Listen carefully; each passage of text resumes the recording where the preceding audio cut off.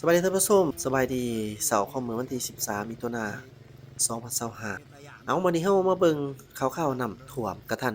หันก็ว่าได้เนาะท่วมเดะนี่เนื่องจากว่าหยังเพราะว่าผู้แรงงานเพิ่นก็ว่าท่วมเพื่อนประชาชนไปที่เรียบร้อยแล้วสาเหตุนี่ก็แม่นเกิดมาจากฝนตกลิ้นกันอย่างต่อเนื่องเนาะจ้ะท่านผู้ชม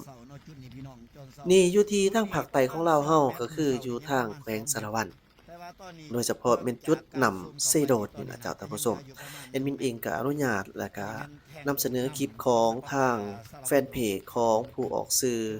ราชาสปอร์ตมีเดียท่านใดที่ว่าสนใจรับรู้แล้วเนี่ยก็ไปติดตามช่องของเพิ่นได้เนาะราชาสปอร์ตมีเดียที่ว่าได้ก่อติดเกี่ยวกับน้ำขึ้นนี่ล่ะเจ้าโดยที่เพิ่นเองก็ได้โพสต์มาแอดมินก็จะเอานับตั้งแต่ในมื้อวันที่12ที่ผ่านมาเพราะว่าฝนตกเบิดมื้อเบิดคืนเนาะราชาสปอร์ตเพิ่นรายงานว่าสารวัตรนี่เฝ้าระวังระดับน้ำเซโดนฝนยังสืบต่อตกบ่เซาทั้งเว้นทั้งคืนเนาะนี่ก็คือ19ชั่วโมงที่ผ่านมาเพิ่นบอกให้เฝ้าระวังน้ำเซโดนหลังว่ามีฝนตกหนักทั้งคืนและก็ยังสืบต่อตกบ่หยุดบ่เซา โดยได้รับผลกระทบจากพายุที่ปกคลุมทั่วภาคใต้ของลาวนี่ถือว่าราชาสปอร์ตเพิ่นได้บอกเนาะส่วนนี้อีกเนาะเจ้าท่านผู้ชมส่วนนี้เป็นคลิปที่ว่าเพิ่นก็ได้โพสต์ลงในเวลาประมาณ19ชั่วโมงที่ผ่านมาเพิ่นบอกว่าอัปเดตสถานการณ์ล่าสุดเนาะอยู่ที่ขัวขามเซโดนอยู่ในเขตเทศบาลสารวัตรโอ้ตอนนี้พี่น้องเอ้ยจะมาตกคักตกแหน่แต่ฝนนี่ตอนนี้เบิ่งนี่ได้หน่อยเนาะอันนี้เป็นอ่างน้ำประปาแผงอ่างน้ำประปาไก่จะเต็มแล้วแต่ว่าปีที่น้ำท่วมมันจะท่วมหอดนี่เนาะหอดบอลเครื่องจักรน้ำประปานี่แต่ว่าปีนี้ก็ยังสูงแนมเบิ่งในสายตาน่าจะยังอยู่ประมาณ2เมตรนี่เนาะน่าจะยังประมาณเมตรไป2เมตรนี่น่าจะท่วมตอนนี้ฝนยังบ่หยุดเนาะฝนยังบ่หยุดแต่ว่าถ้าเห็นเซแคมตาลิงนี่ยังสูงอยู่เนาะยังประมาณ 3-4 เมตรตามแคมตาลิง2เบื้องนี้เบื้องนั้นก็น่าจะประมาณยังเหลือประมาณ 2-3 เมตรอันนี้แม่นทางเส้นทางเบื้องพ้นบกเนาะแถวเทศบาลเดี๋ยวมาเบิ่งฟังนี่ตอนนี้มีรถลายเนาะเข้ามาเบิ่งนำเพื่อกันเบิ่งสถานการณ์นำที่ว่าน้ำนี่ยังน่าเป็นห่วงอยู่เนาะน่าเป็นห่วงที่ว่ามีมีคอนลายนี่แปลว่าอยู่ถ้าแบบนี้เขาเอ่นว่าเบื้องเทิงนี่ฝนตกแห้งเนาะถ้าว่ามีมีคอนลายเบื้องตามตะลิงนี่น่าจะประมาณ2 เมตรกว่าเนาะเบื้องนี่ประมาณ2 เมตรตะลิงเบื้องนี่ประมาณ2 เมตรแต่ว่าตะลิงเบื้องนี่ยังสูงอยู่ประมาณ3 เมตรไปอันนี้อยู่เขตเทศบาลสารวัตรเลย เพราะว่าตามข่าวเนี่ยเขาที่เขาเห็นได้นี่ก็เอิ้นว่าอยู่ทางเซกองอาจจะปือกับฝนตกหนักคือกันพายุคักพายุแน่ดิโอ้ยจัดกันเบิดทีเนาะเบิดทัวสารทิศสถานการณ์ทั้งเซกองอาจจะปือเป็นแนวใดเนาะเพราะว่าน้ำนี่ส่วนใหญ่มันก็ไหลมาจากทางทั้งแถวเซกองที่ว่ามีฝนที่จะไหลลงมาทางนี้โอ้น้ำเต็มคักเต็มแน่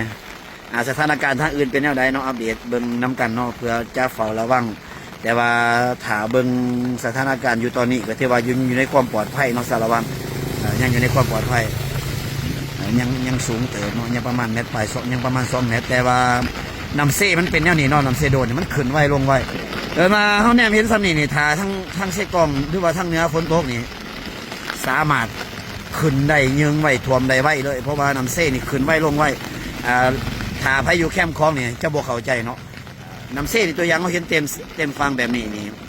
แต่ว่าถ้าฝนบโต๊ะมือนี่มืออื่นจะบกลงหลุมเลยเนาะที่ว่าขึ้นไว้ลงไว้ฉะนั้นเขาแนมเบิ่งว่ายัง2 เมตร 3 เมตรนี่กับที่ว่าก็น่าเป็นห่วงอยู่เพราะว่าฝนบโต๊ะถ้าว่าทั้งเหนือฝนตกนี่พร้อมที่จะขึ้นพร้อมได้ตลอดถ้าว่าฝนตกทางเหนือแห้งเนาะถ้าทางเหนือแห้งทางนี้ถ้าผู้ใดอยู่ต่ำกับคนระมัดระวังไว้จะดีที่สุดเพราะว่าเขาสังเกตนำขึ้นนำลงเขาสังเกตเพื่อไม่ค้อนใหม่เนาะข้าพเจ้ามันอยู่บ้านน้ำคลองจะเห็นดีจะรู้จักเรื่องพวกนี้เห็นว่าติดตามตลอดขั้นเพื่อไม่ค้อนใหม่ไล่ไปว่าทั้งเนื้อนี่นำฝนตกแห้งซึ่งมันจะ เสือลงมาโอ้ตัวนี้ลมแห้งพอซึ่งมันจะเสือลงมาเนาะเสือก้อนมันจะปูแต่ขาผู้ลมแห้งไร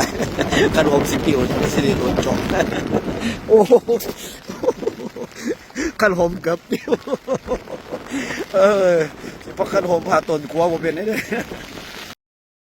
คลิปนี้ถือว่าในระยะที่ส่วงของทางราชาสปอร์ตมีเดียเนี่ยเพิ่นก็ได้โพสต์เกี่ยวกับเรื่องการเที่ยวทางนี่ในยามฝนนี่บอกว่าให้มีสติระมัดระวังกันแหน่เด้อแม่นไผที่ว่าจะเที่ยวเส้นทางสารวัตรหาปากเซ่เขตคอยสนิมให้ระมัดระวังกันแหน่ช่วงนี้ทางเปเพหลายรวมทั้งก่อสร้างครัวอีก โดยเฉพาะแม่นเขตคอยแถวโรงงานมันต้นใหม่ระหว่างครัวเสร็จหาข้อยสนิมแล้วที่เห็นอยู่นี่แม่นเป็นสภาพเรือนชานของพ่อแม่พี่น้องประชาชนถูกน้ำท่วมต้องบอกคำว่าท่วมเลยเด้อเจ้าเพราะว่ามันก็ท่วมแท้ๆเนาะนี่ตามรายงานจากราชาสปอร์ตนี่แหละเพิ่นว่าหนักแต่กว่าปีแท้ปีนี้พี่น้องเอ้ยคืนนี้ฝนตกหนักท่วมทางเปเพหลายแต่มีข่าวเพิ่นมาคอมเมนต์ว่าทางใต้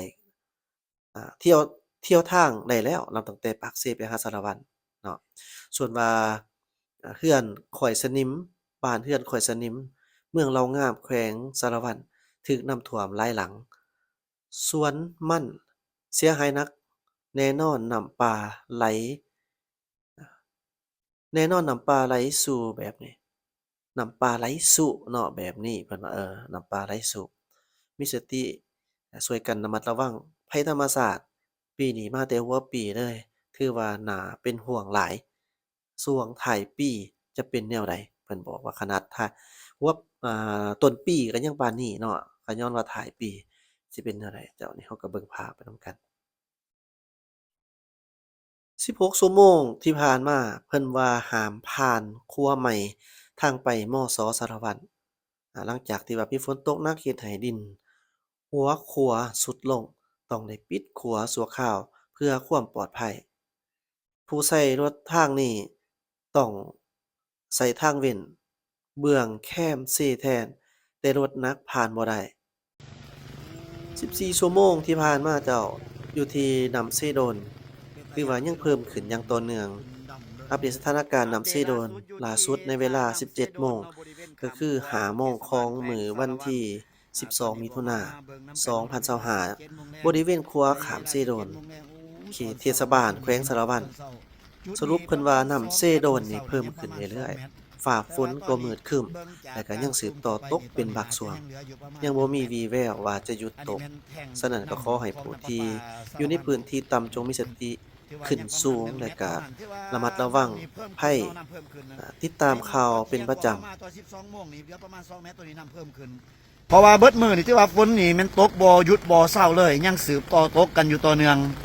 เห็นข่าวมื้อเช้าก็คือว่าได้ยินทางอัตตปือว่าให้ประชาชนปลายน้ำระมัดระวังเนื่องจากจะมีการระบายน้ำแล้วก็ฝนก็ตกบ่หยุดบ่หย่อนแบบนี้นี่ก็โอ้มีโอกาสมีความเสี่ยงพี่น้องต้องเฝ้าระวังน้ำกันเด้อต้องเฝ้าระวังน้ำกันเบิ่งน้ำไหลคอนไหลมาเนาะคอนไหลมาแบบนี้แปลว่าฝนตกอยู่ภูอยู่ผาอยู่ห้วยอยู่ห้องทางสู่กันลงมาถือว่าโอ้เห็นประชาชนหากินใส่เนาะที่ว่าวิกฤตเป็นโอกาสตอนนี้เพิ่นกำลังสอนสอนกุ้งสอนปลากันอยู่นำแต่แกงอันนั้นเป็นบริเวณคันกันเจือนนะเป็นการนำขวมเนาะที่ว่าก็ยังสูงเติบประมาณ2 เมตรกว่าแต่ว่าบริเวณนี่แม่นนำไก่จะท่วมบอนดูดนำประปาแล้วเอาเบิ่งนี่ประมาณ1 เมตรเท่านั้นเนาะตามซูมเข้าไปเบิ่งนี่ประมาณ1 เมตรเท่านั้นถือว่าหล่อแหลมสำหรับผู้อยู่ใกล้เขตตะฟังเขตที่ตามแม่น้ำมาดระวังเห็นในรายการของอุตุนิยมที่เพิ่นแจ้งมื้อเช้านี้แถวเขตหน้าเล็กบางจุดที่ต่ำนี่ถือว่าเกินจุดอันตรายไปแล้วเนาะบางบ่อนเนาะแต่ว่าอยู่จุดที่เฮาอยู่แถวเขตเทศบาลนี่ยังสูงเติบอยู่ยังสูงเติบอยู่คือจุดนี้นี่ก็ยังห่างประมาณ2 เมตรอยู่จากขอบตะฟังกันเจือนแต่ว่าก็คือเว้ามื้อเช้าเฮาก็เว้าไปแล้วเนาะว่าน้ำเซ่นี่มันเสือใจบ่ได้คือมันขึ้นไวลงไวเฮาเห็นว่ายัง2 เมตรนี่อยากขึ้นไวก็ขึ้นไวเลยถ้าอยู่ทั้งเทิงฝนตกที่ว่าต้องเฝ้าระวังสุดๆมาสังเกตเบิ่งหลายคนก็ถือว่ามาเฝ้าระวังมาติดตามนำที่เซโดนเนาะอันนี้มันบริเวณครัวเซโดนอยู่เทศบาลสารวัตรเลย เดี๋ยวผ้ายางมาเบิ่งฝางนี่อุ้ยนำเป็นตะยานพี่น้องเป็นตะยานครับอีดีเบิ่งเด้อเสียงเนาะยานโทรศัพท์ตก โอ้อยากให้เบิ่งเนาะย่อมเสียงให้เบิ่งแล้วมึงอยากให้เบิ่งดีๆหน่อยเนาะเป็นบุญอยู่นำบุญนำดำเลยมีคอนไหลมาแปลว่านำยังสู่ยังทางกันลงมาอยู่ทางถึงอันนี้เป็นจุดที่เฮาให้เบิ่งมือเสาให้จุดให้เบิ่งมือเสา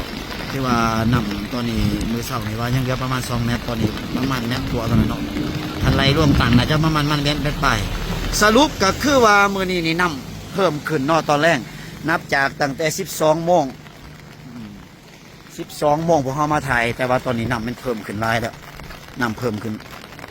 ประมาณเกือบเมตรได้นำเพิ่มขึ้นประมาณเกือบเมตรได้นี่เอาอันนี้เป็น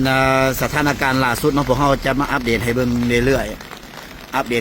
อย่าลืมเนาะติดตามข่าวบ้านเมืองน้ำกันตอนนี้ผู้ใดอยู่ไก่นำไก่ยังนี่ก็ต้องได้ระมัดระวังเปิดว่าต้องมีสติตื่นตัวตลอดเนาะถ้าว่านำนี่หักสืบต่อฝนหักสืบต่อตกนี่เสื้อแน่ว่านำจะเพิ่มขึ้นอีกเนาะ คลิปนี้แม่นเพิ่นถ่ายในเวลา 18 โมงอยู่ที่เขตเทศบาลแขวงสารวันตอนโพสต์แม่นโพสต์ในเวลา 19:50แต่ว่าฝนนี่ยังสืบต่อตกอย่างต่อเนื่องถ้าตกแห้งอีกอาจท่วมได้ช่วยกันเฝ้าระวังเด้อพามาเบิ่งอีกมุมหนึ่งเขตพามไส้บอนใส่ทรงเหือเทศบาลเมืองและก็แขวงสารวันเพื่อให้เห็นหลายจุดหลายมุมนำกันตอนนี้แถวกันเจือนบอนนั่งเบิ่งทรงเหือยังเหลือเพียงแต่3ขันสุดท้ายเท่านั้นแต่โดยรวมเขตตะดิ่งแม่นอยู่สูงอยู่ถ้าฝนตกบ่แห้งน้ำหนาจะระบายทันแต่ถ้าฝนตกแห้งขึ้นนี่อาจบ่ได้รับบ่ได้นอนผู้ที่อยู่ต่ำสถานการณ์นำเสโดนอยู่ในเขตบริเวณสารวัตรเนาะอยู่นี่มันเขตเทศบาลแขวงสารวัตรถือว่ายังบ่ทันมีที่ท่าที่จะลดลงเฮาเบิ่งนี่จะเพิ่มขึ้นอยู่เรื่อยๆเนาะตอนนี้พวกเฮาอยู่ในบริเวณแถวผามไส้เขตสวงเหือตอนนี้กันเจือนเนาะกันเจือนสังเกตกันเจือนเหลือแต่3ขันเท่านั้นเนาะเหลือแต่3ขันเท่านั้นช่วงเสาร์จะยังนำจะต่ำกว่านี้แต่ว่าตอนนี้เหลือแต่3ขันมวนจักดูดคิดว่าหอนแม่นอยู่บนนี้เนาะคือว่าลงจำแห้งนี่เนาะไก่แห้งนี่น้ำนี่ยังเพิ่มขึ้นเรื่อยๆฝนนี่ก็ยังบ่ทันเศร้าเนาะแต่ว่าตอนนี้ฝอยบ่แห้งแล้วนี่กลายเป็นอ่างน้ำประปาสารวัตรเบื้องนั้นเป็นครัวเนาะเป็นครัวบนที่เฮารายงานมื้อเช้าเนาะอยู่แถวนั้นเป็นเบื้องครัวแต่ว่าตอนนี้เฮาเปลี่ยนมาให้หลายคนได้เห็นหลายมุมหลายมองเรียนว่าบริเวณเขตทรงเหือเขตระฟังกันเจือนที่ว่ายังหนาเป็นห่วงเนาะยังหนาเป็นห่วงเพราะว่าข่าวโดยเฉพาะข่าวทั้งอัตตปืนเพิ่นว่าสิมีการระบายน้ำเนาะเพิ่นใส่คำว่าระบายน้ำค่อยๆระบายออกมาเพราะว่าพายุนี้ตามข่าวมันก็หอดวันที่14เนาะมื้อนี้ฮะวันที่12เลยนี่นะ12มื้อนี้13 14ยังอีก2วันเฮาก็บ่ฮู้ว่าฝนสภาพฟ้าฝนจะเป็นแนวใดแต่ว่าต้องได้เฝ้าระวังเนื่องจากว่าหากว่ามือทับอิฐที่มีข่าวพยากรณ์อากาศออกมาว่าจะมีพายุเขายังซ้ำนี่แล้วเนาะอันนี้ก็ต้นปีปกตินี่พวกเขาเจอวิกฤตนี่ก็ประมาณ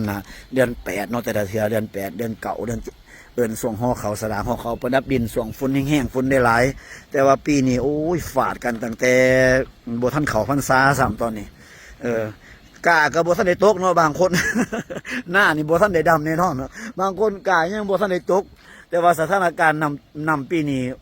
มาไวมาแห้งอีดีแต่ว่าต้องได้ติดตามน้ำกันแบบไก่สิบเนาะแต่ว่ากับโบฝ่าวตื่นตระหนกเกินไปเพราะว่ามันมีจุดหนึ่งเนาะเรื่องที่ยังดียังเห็นให้เขาอุ่นใจได้ยังมีอีกเรื่องหนึ่งน้ำนี่อาจจะเพิ่มสารในหน่อยหนึ่งเนื่องจากว่าน้ำคลองยังโบสูงหลายมันยังโบสนุนกันเอื่นว่าน้ำคลองโบนุนน้ำเสขั้นแมนคือส่วงเดือน8เดือน9นะน้ำคลองมันสูงเห็นบอกคือตอนปีน้ำท่วมสารวัตรน้ำคลองมันสูงขั้นน้ำคลองสูงแล้วเหตุให้น้ำเสโดนนี่มันไหลโบไปไหลโบไปเหตุให้น้ำมันโน้นขึ้นไว้อันนี้น้ำยังหยาขึ้นอยู่ยังหยาขึ้นอยู่ต้องติดตามกันเนาะว่ามือแรงจะเป็นแนวไหนเพราะว่ามือขึ้นนี่ฝนตกนี่อุ้ยพี่ดื้อจะเป็นฝนตกกากตกเนี่ยตกเบิดขึ้นอีดีเนาะมือขึ้นนี่เนาะตกแห้งพอมือนี้อยู่สารวัตรนี่ก็ตก ตกหลายได้อยู่สารวัตรมื้อนี้เบิดมือสอดเท่าคำเนาะแต่ว่าแต่เสาเท่าคำนี่ตกแห้งคือกันแห้งคอยสลับกันคือตอนนี้ก็เริ่มฝอยๆเนาะฝอยๆตอนนี้ก็ถือว่าเวลา6 โมงเนาะเมื่อกี้นี่อัพคลิปลงไปเมื่อกี้เวลา5 โมงแต่ว่าอยู่มุมขวามันข้าพเจ้าก็มาอัปเดตอยู่มุมพามใส่ให้เบิ่งว่าเป็นแนวใดเนาะที่ว่ายังเหลือแต่3 คันแล้วตอนนี้ ภาพนี้ถ่ายตอนเวลา 18 โมงรับนำอยู่ในจุดเฝ้าระวังขณะที่โพสต์ในเวลา 21 โมงในเขตเทศบาลแขวงสะระวั่นฝนยังคงตกบ่หยุดบาดแห้งบาดคอยสลับกันไปบ่ฮู้เขตอื่นเป็นแนวใด ล้นแล้วพี่น้องล้นแล้วแม่น้ำเซโดนตอนนี้โอ้ยล้นคักล้นแน่พี่น้องเอ้ยมือว่านนี่พวกเฮาเสนอข่าวไปเนาะสูบให้เบิ่งบอลนี่ตอนมือว่านนี่เหลืออยู่ประมาณ2 เมตรอยู่จุดนี้จุดดูดน้ำประปาของแขวงสารวัตรแต่ว่าตอนนี้ท่วมแล้วเนาะท่วมแล้วท่วมคักท่วมแน่อันนี้เป็นขัวห้องเล็กขัวห้องเล็กมือว่านนี่โอ้เหลือประมาณ 3-4 เมตรแต่ว่าตอนนี้เหลือประมาณ50 เซนตอนนี้ท่วมไปแล้วอันนี้ก็เป็นเขตกันเจือนเมื่อวานนี้ใครติดตามข่าวเห็นข้าพเจ้าถ่ายให้เบิ่งเนาะเขตกันเจือนตอนนี้ยังเหลือบ่ฮอดแมตรเนาะประมาณ50 เซนที่บ่ลังมาไล่นี่เหลือประมาณ50 เซนแล้วเขตกันเจือนฝั่งนั้นว่าเหลือสีขันแต่ว่าฝั่งนี้เดียวแอดมินจะไปพาไปเบิ่งอีกข้างนี้ก็เริ่มล้นตะลิงขึ้นไปแล้วเบื้องนี้เนาะเบื้องนี้สังเกตเบื้องนี้เมื่อวานนี้ว่าเหลือจักเมตรกว่า3 เมตรเนาะว่านี่ข้าพเจ้ารายงานไป3 เมตรตอนนี้ท่วมแล้วเนาะวิทย์แล้วหอดมาไล่ลักมาไล่ไปเลยถ่วมขึ้นมาหมดแล้วที่ว่าสถานการณ์หนาเป็นห่วงตอนนี้ประชาชนพากันมาเบิ่งมาชมว่าติดตามสถานการณ์หนำอยู่นี่เบิ่งค้อนใหม่เนาะยังไหลกันมาคือเก่านี่ก็แปลว่าหนำมันสูงมันทางมาที่ทั้งผู้เดี๋ยวเราไปเบิ่งอยู่ฝั่งนั้นกันต่ออุ้ยฝั่งนี่พี่น้องอุ้ยเบิ่งค้อนใหม่ไหลมาบนนั้นเป็นตะยานเนาะเป็นตะยานต้องระวังกันที่เสียเดี๋ยวตอนนี้อันนี้มันอยู่กล่องครัวเป็นวันกันอยู่พี่น้องเป็นตะยานอันนี้แม่นเบื้องที่มือว่านนี่เขาซูมเข้าให้เบื้องนอกจุดนี้ว่านี่เหลืออยู่ประมาณ 2-3 เมตรแต่ว่าตอนนี้ท่วมแล้วเด้อท่วมเขตกันเจือนแล้วล้นขึ้นไปคือว่าท่วมไปเรียบร้อยเนาะตอนนี้เนาะแล้วก็เบื้องนี้ลายตาหน่อยหนึ่งเนาะ เบื้องนี้มือว่านนี่เหลือประมาณ4 เมตรบนในมือว่านนี่นำเส้นนี่ขึ้นไว้ลงไว้เนาะขึ้นไว้ลงไว้ฝนยังบ่มีทีท่าที่จะเศร้าเถื่อมือขึ้นนี่ทั้งเว้นทั้งขึ้นมือ2 คืนสอดเนาะมือขึ้นนี่เบิดขึ้นเดี๋ยวซูมเข้าไปเบิ่งใกล้ๆแล้วเนาะอยู่ที่วัดเตาปูนตอนนี้อุ้ยหอตีนกำแพงวัดแล้วพี่น้องทั้งเตาปูนเขาเป็นแนวใดเนาะรายงานสภาพเนี่ยเบิ่งหุ่นบานเพื่อนเขาเจ้าอยู่หุ่นคือว่าโอ้ทางนาย่องนี่น่าจะเรียบร้อยเนาะทางนาย่องเพราะปกติมันจะต่ำแห้งโอ้ตอนนี้สถานการณ์อยู่ในเขตเทศบาลนี่ก็บอกก่อนเนาะว่ายังปลอดภัยในเขตเทศบาลยังปลอดภัยในเขตตลาดนี่ยังปลอดภัยแต่ว่าเห็นรถกันได้หลายนี่น่าจะมาเริ่มขนเครื่องกันแหละเพราะว่าหลายคนมันมาจอบบริเวณขวาก่อนเนาะมาจอบบริเวณขวาก่อนหลังจากนั้นก็น่าจะไปขนเครื่องขนของกันละคือว่าเริ่มบ่ปลอดภัยเพราะว่าฝนนี่ยังบ่มีที่ถ่ายจะเศร้าเลยเนาะตกเลยตอนนี้ตกยังตกคือเก่าเมื่อคืนนี่ก็เปิดขึ้นคอยแห้งสลับกันไปไม่ได้ว่ามื้อนี้ก็ถือว่ายังบ่เศร้าเถื่อถ้าว่าเป็นแบบนี้นี่ต้องได้ใหญ่เครื่องเลยเนาะเพราะว่ามีพี่น้องหลายคนที่ว่าอยู่ไกลแคมซี่นี่ก็โทรมาหากับเจ้าเพื่อขอยกใหญ่เครื่องขอกำลังเสริมเนาะยกใหญ่เครื่องไผมีพี่มีน้องอยู่ทางเขตนี้ก็ลองประสานพัวพันหาเพื่อนเนาะน่าจะได้ขนเครื่องขนของกันล่ะบ่ขนบ่ได้เนาะบ่ขนบ่ได้ที่เฮาเห็นซ้ำนี่ถ้าเป็นน้ำคลองนี่มันยังดนเนาะแต่ว่าน้ำเซ่นี่ซ้ำนี่แป๊บเดียวเพราะว่ามื้อวานนี่บนนี่3 เมตร 4 เมตรบนนี่เอาไกล3 เมตรแน่นอนเนาะมื้อวานนี่แต่ว่าตอนนี้ท่วมเรียบร้อยแถวนี้3 เมตรนี่แป๊บเดียวน้ำเซ่นี่มันขึ้นไวลงไวมันโอ้ยที่ว่าน้ำแม่น้ำมันแคบเนาะขึ้นไวลงไวอีดีท่วมเบิดเลยแถวนี้